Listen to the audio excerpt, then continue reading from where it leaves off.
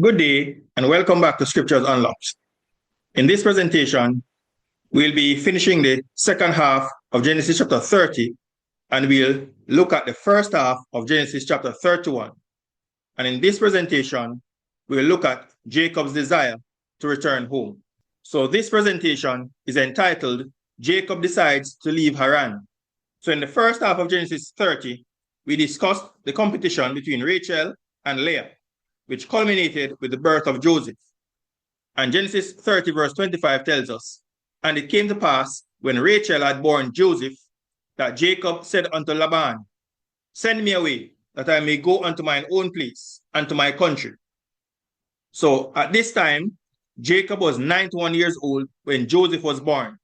And this biblical fact can be easily proven because Joseph was 30 years old, according to Genesis 41 verse 46, when he interpreted Pharaoh's dream.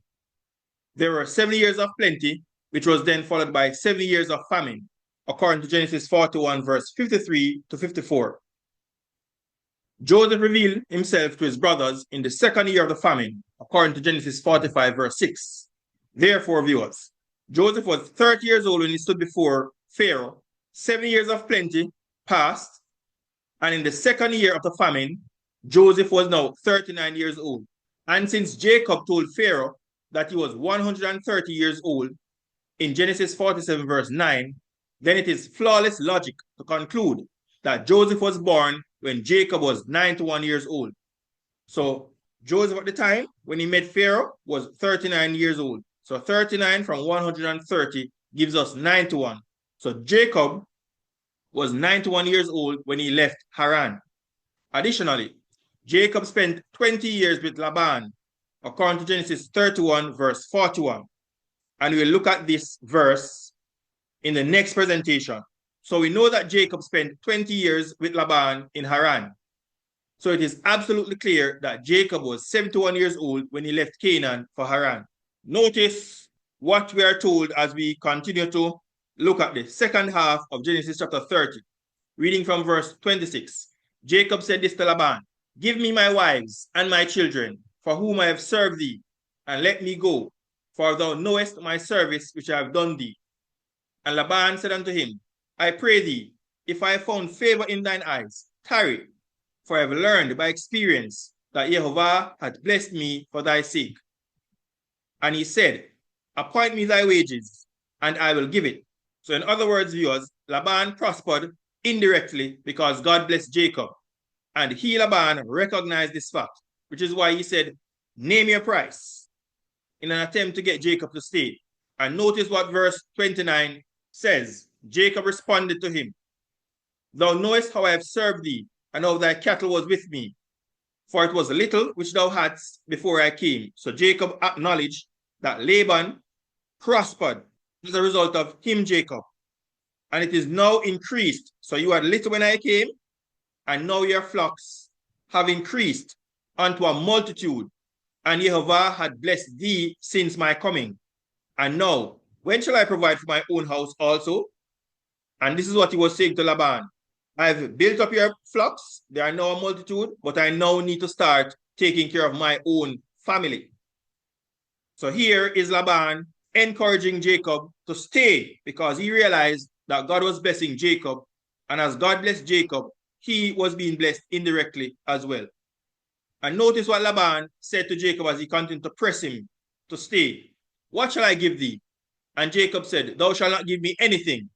In other words, Jacob was saying, there's nothing that you can give me that will make me stay. And then Jacob goes on to say, if thou wilt do this thing for me, I will again feed and keep thy flock. Notice what Jacob then says to show that he wanted nothing from Laban. I will pass through all thy flock today, removing from thence all the speckled and spotted cattle, and all the brown cattle among the sheep, and the spotted and speckled among the goats, and of such shall be my hire. So shall my righteousness answer for me in time to come, when it shall come for my hire before thy face. Everyone that is not speckled and spotted among the goats, and brown among the sheep, that shall be counted stolen with me. So notice what Jacob did. Jacob told Laban that there's nothing he could give him to make him stay, because with God's help, he was going to build his own flock of speckled, spotted, and brown cattle, even though he was now removing them from among Laban's flock under his care. And Laban said, behold, how it might be according to thy word. So this was a great deal for Laban. And Laban removed that day the he-goats that were ring straight and spotted, and all the goats and all the she-goats that were speckled and spotted, and everyone that had some white in it, and all the brown among the sheep, and he gave them into the hand of his sons. And he set 3 days' journey betwixt himself and Jacob, because he didn't want them to be mixed up. He took away all the spotted, the striped, and the speckled sheep from among the cattle that Jacob was shepherding, and he gave them to his sons, and sent his sons away 3 days' journey. So all Jacob was left with were the animals that were of a single color, and Jacob fed the rest of Laban's flocks. So being the scoundrel, this dishonest person that Laban was, he immediately jumped at this idea and agreed to it, because the odds were now stacked in his favor with the removal of all the speckled, spotted, and brown sheep from among the flock, because he thought that Jacob would now be working for nothing, since in Laban's mind, the probability of producing speckled and spotted offspring would now be rather low. So here you can see Laban separating all the speckled, spotted, and striped sheep from among the flock. He placed them in the hands of his sons, and he drove them away and put a 3 days' journey between Jacob's flock and his son's flocks. However, God would continue to bless Jacob, and he would build a flock of speckled and spotted animals from Laban's solid-colored flock. Notice what Jacob would now do, and this, as will be revealed later, was as a result of how God showed Jacob which animals among these single-colored carried the gene or had the genetic makeup to produce striped, speckled, and spotted animals. And Jacob took him rods of green poplar and of hazel and chestnut tree, and peeled white streaks in them, and made the white appear which was in the rods. And he set the rods which he had peeled before the flocks in the gutters in the watering troughs, when the flocks came to drink, that they should conceive when they came to drink.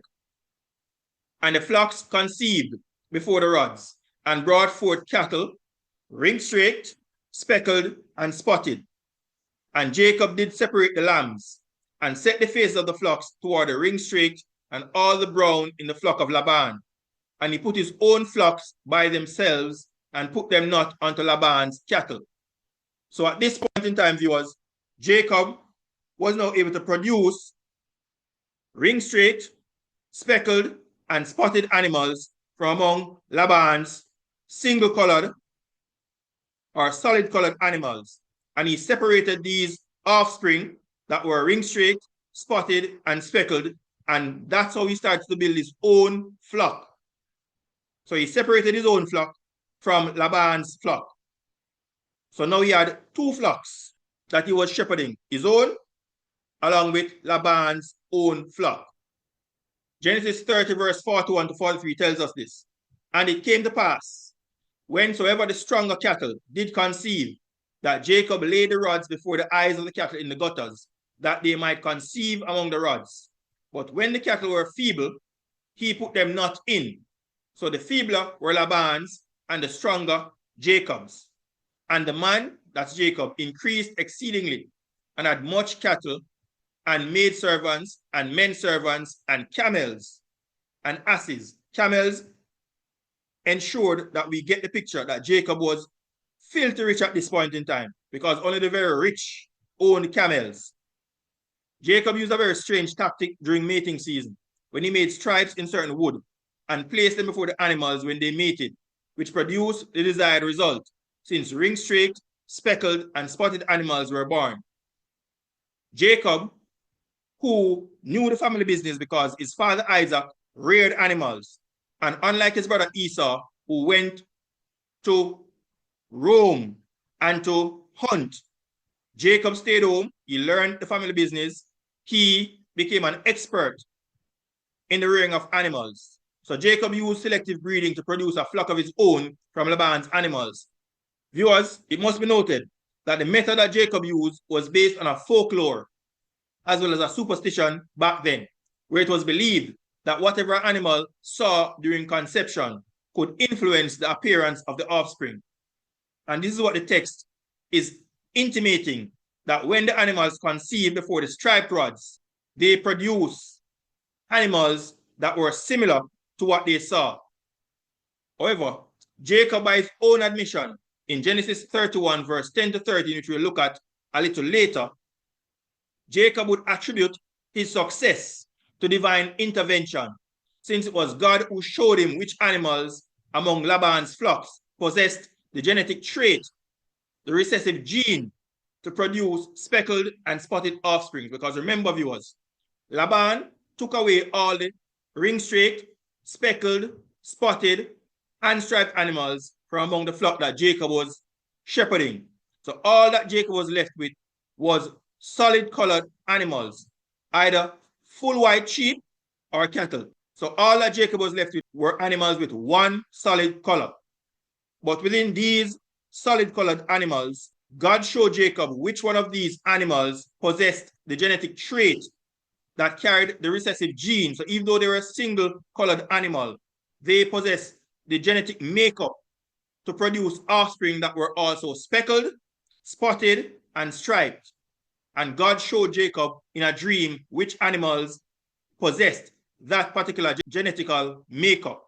And that is what Jacob would attribute in Genesis 31, verse 10 to 13, as he was explaining to his wives how he was able to gain success and to build a flock and gain so much wealth.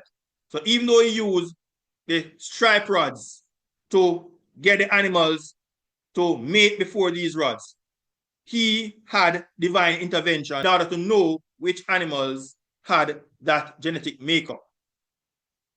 Genesis 31, verse 1 to 2. So we are now in the first half of Genesis 31. And notice what transpired after Jacob built his own flock and became very wealthy. And he, Jacob, heard the words of Laban's sons, saying, Jacob had taken away all that was our father's, and of that which was our father's hath he gotten all this glory. So they started to become jealous. And Jacob beheld the countenance of Laban, and behold, it was not toward him as before. Laban's sons were very envious of Jacob's substantial wealth, and they falsely accused him of taking away their father's flocks. When before Jacob came to Haran, Laban had a few animals, and it was the blessings of God upon Jacob's life which enabled their father to prosper and increase in wealth. But the truth of the matter is, Laban and his sons tried their endeavor best to prevent Jacob from gaining any wealth at all, even though he was a very hard worker. And remember, viewers, the agreement that was struck between Laban and Jacob was that all the speckled, spotted, and striped animals would be his payment for his service. And it was such a great deal that Laban jumped at the idea, and he ensured that he culled the flock. He took away all the ring-straight, that is striped, speckled, and spotted animals from among the flock that Jacob had, and he gave them to his sons, thinking that he was cheating Jacob and that Jacob would be working for nothing. Because in his mind, he thought that Jacob could not produce speckled, spotted, and striped animals from only single-colored animals. But he was in for a rude awakening because God saw what he was doing to Jacob. And God had promised Jacob that he would bless him and be with him wherever he went until he brought him back home to the land of Canaan. And they didn't like that because Jacob was now excelling. He now had a flock of his own of speckled, spotted, striped animals. And he did this as a result of God's divine intervention and Jacob's expert knowledge of selective breeding, which allowed him to excel in rearing his own flock. So here you can see Laban very upset. His countenance had changed towards Jacob because Jacob was now beating him when he thought that he was going to be getting free labor and Jacob would not be able to get any payment for services rendered. And Genesis 31 verse 3 to 9 tells us this. And Jehovah said unto Jacob, return unto the land of thy fathers, go back to the land of Canaan, go back to Isaac, and to thy kindred, and I will be with thee. And because Jacob knew that he was now going to leave, he made up his mind to leave and go back to his father's house. And he didn't want anybody to be eavesdropping on the plan that he was now making. Jacob sent and called Rachel and Leah, his two wives, to the field unto his flock, far away from anyone, and said unto them, I see your father's countenance, that it is not toward me as before, but the God of my father hath been with me. And notice, up until this point, Jacob did not consider God to be his God. He still referred to the Almighty as the God of his father, Isaac, and the God of Abraham. And Jacob continues to tell them, and you know that with all my power I have served your father. He's speaking to his two wives. And your father hath deceived me and changed my wages how many times? 10 times. But God suffered him not to hurt me. And notice what Jacob is now going to tell his wives and us. That Laban continued to change his wages because he didn't want Jacob to succeed. Notice what Jacob said. If he, Laban, said thus, the speckled shall be thy wages, then all the cattle bear speckled. And if he said thus, the ring-straked shall be thy hire, or in other words, the striped animals would be thy hire, then all the cattle bear ring-straked. Thus God had taken away the cattle of your father and given them to me. In other words, God saw what he was doing and God intervened. And whenever the animals produced, whatever Jacob's wages were, that is what the animals produced. So despite being cheated by Laban, Jacob explained to his wives that his success was attributed to God. Viewers, Laban was nothing but a con artist. And Jacob proved to his wives that his increase in livestock was all God's doing, because the original agreement was for him to receive all the striped, speckled, and spotted animals as his wages. But Laban reneged on his word and wanted to give Jacob only one type. So whereas the agreement was Jacob would receive all the ring-straked, that's the striped animals, all the speckled animals, and all the spotted animals. Laban changed Jacob's wages 10 times according to Jacob. So he then changed it to, you won't get all three, you will only get one type. So in other words, instead of getting all three, Laban said to Jacob, your wages would be only striped animals. And what happened? Every time the animals produce, God engineered it in such a way that only striped animals were produced.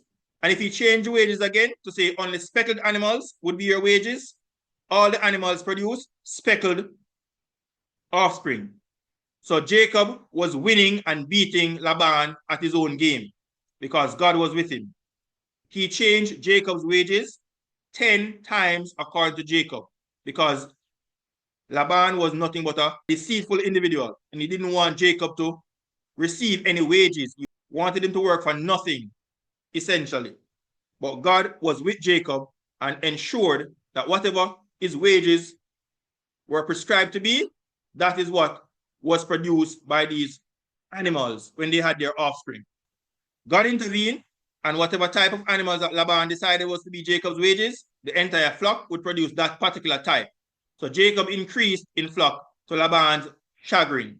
And that is why he was upset. He was frustrated because he thought that he would deceive Jacob and get away with it. But God, who sits high, was looking very low to see that Laban was deceiving and tricking and cheating Jacob and trying to change his wages so that he could get an advantage over him.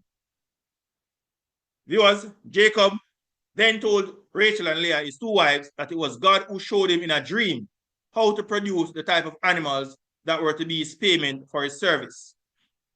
Even though, as I mentioned earlier, outwardly, he did not have any animals that were spotted, speckled, or striped in the flock left with him by Laban. Notice Jacob telling his wives how he was able to know which animals possessed that particular trait to produce the speckled, spotted, and striped animals. Genesis 31 verse 10 to 12 tells us this. And it came to pass at the time that the cattle conceived, that I lifted up mine eyes and saw in a dream, and behold, the rams which leaped upon the cattle were ring-streaked, speckled, and grizzled. So God was showing him that these rams, even though they were single-colored in appearance, they possessed the recessive gene to produce offspring that were ring-streaked, speckled, and grizzled. And the angel of God spake unto me in a dream, saying, Jacob. And I said, Here am I. And he said, Lift up now thine eyes, and see, all the rams which leap upon the cattle are ring-streaked, speckled, and grizzled. For I have seen all that Laban doeth unto thee. So God saw what Laban was doing. And he showed Jacob in a dream how he was able to receive his payment from these single-colored animals. So when he saw these animals, God was saying to him in the dream that even though they are single-colored in appearance, they possessed these characteristics, these traits, these recessive genes that it was not showing outwardly, but within their genetic makeup, they were ring-streaked, speckled, and spotted, and they were able to produce offspring with that outward appearance. And that is how Jacob was able to receive his wages, because God showed him that these rams are the ones that possess that particular recessive gene. And then God then told him, the angel then told him in Genesis 31 verse 13, he reminded him, I am the God of Bethel, where thou anointedst the pillar, and where thou vowedst a vow unto me. Now arise, get thee out from this land, and return unto the land of thy kindred. And Rachel and Leah answered and said unto him, Is there yet any portion or inheritance for us in our father's house? They said to him, We will not inherit any possession in our father's house. Are we not counted of him strangers? For he hath sold us, and hath quite devoured also our money, for all the riches which God had taken from our father, that is ours, and our children. Now then, whatsoever God had said unto thee, do. So in the dream, God reminded Jacob of the vow he made and told him to return to the land of Canaan. So he explained to his wives, who gave him their support, to do what God said. And this was probably the first time that Rachel and Leah agreed on anything since they married Jacob. So notice what the ladies said to him, his wives. They said that we know that our father is a deceiver. He sold us to you without even our say-so. He engineered that Leah became your wife when indeed you worked 7 years for me, Rachel. And even then, Leah did not have a say in the matter, because even though it was the father's role and job to seek a suitor and a husband for his daughters, the daughters also had a say if they will accept this particular suitor. And this was the case when Abraham sent his servant to Haran to get a bride for Isaac. They asked Rebekah if she was willing to go with the man. So Rebekah had a say. That's Laban's sister. She had a say whether she would go with the servant to be the bride for Isaac. But in this case, Laban did not give his daughters any say in the matter of deciding whether they wanted to marry Jacob or not. Jacob worked 7 years for Rachel, but instead he got Leah.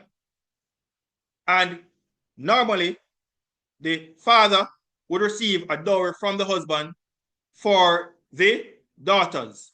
And that was to be kept in the event that the marriage did not work out, the daughters would have something to fall back on. And they are saying here that their father have consumed all their resources. They did not get a penny. They did not get anything out of it. And he's a deceiver, and we saw what he has been doing to you, and we are with you 100%. And whatever God said to you to do, do it. We will support you. And that's what they did.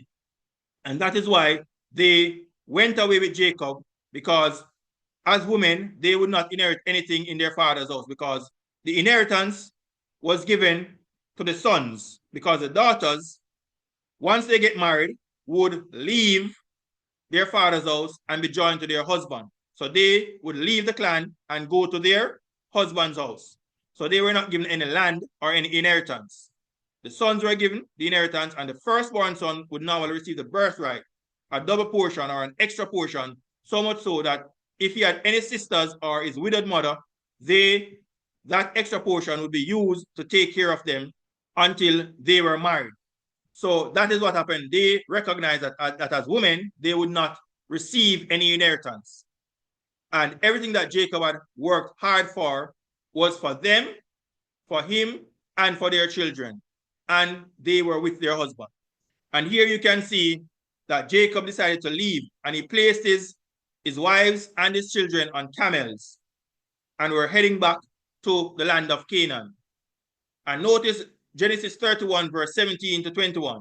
Then Jacob rose up and set his sons and his wives upon camels, and he carried away all his cattle and all his goods which he had gotten, the cattle of his getting, with the help of God, which he had gotten in Padan Aram, for to go to Isaac his father in the land of Canaan. And Laban went to shear his sheep. So Jacob chose a time when Laban was not in the camp.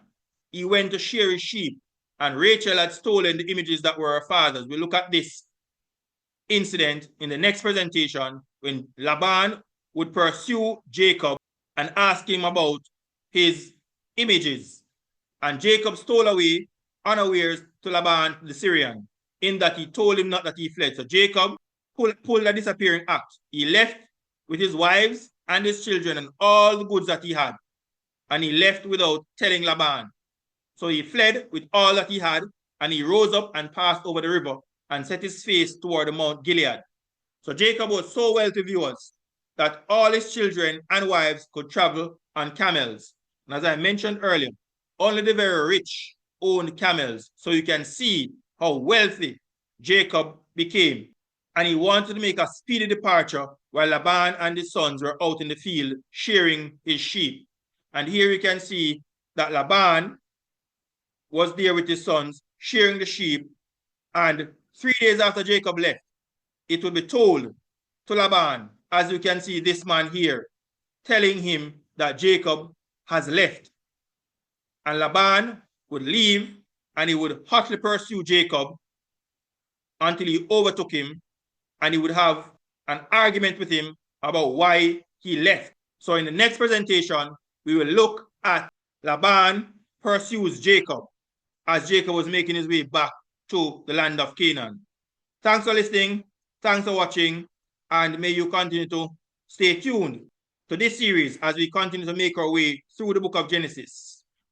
Because the book of Genesis, as the name suggests, is the origin and beginning of a lot of things that we will then read about in the rest of the scriptures. Here is where everything has its genesis. So once again, thanks for listening, and may God continue to bless us as we continue to study his words to prove all things. Have yourselves a great day.